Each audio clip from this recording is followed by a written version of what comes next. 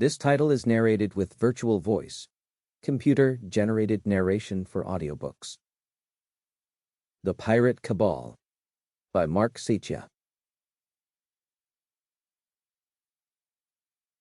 Map of the Loomis Ocean. Chapter 1. Pirates. The burly white dragon loomed over his oil painting, a 5 by 20-foot panoramic landscape of the Loomis Ocean, obsessing over the colors of the sunset. Final touches. Only perfection would do.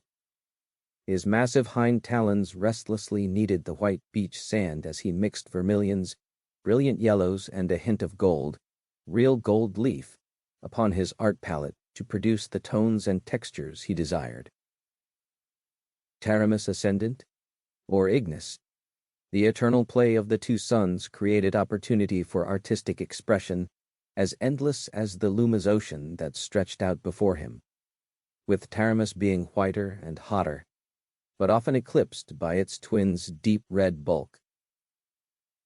A sleek, dark head popped up front and center in the fiery golden sunlight, gilding the waves that lapped right up to the wooden legs of his enormous dragon-sized easel.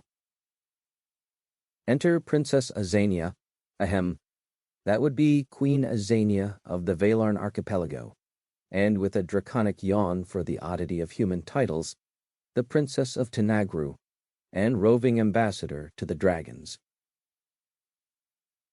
Easing over onto her back, her neat, dark baby bump popped out of the water. Chic. He scratched his chin absent-mindedly with the wrong end of the paintbrush, giving himself a somewhat unfortunate sunset-colored beard. So, with human gestation being approximately 9 months, that must mean she had, just over 2 months to go. Thundersong, she thought over to him. There's a lad sneaking up behind you. Trying to, I know. He adjusted his spectacles fussily. Well, he's rather clumsy and stinks of that oily fish they fancy around these parts, which is a mystery to any intelligent beast, is it not? Her warm laughter echoed in his mind. Neither sin gets him killed, my dear dragon rider.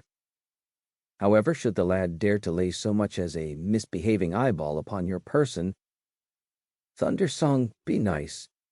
I'm always nice, especially when I'm being despicable. Aloud he rumbled, Sneaking up on a dragon and his rider does not come recommended, lad.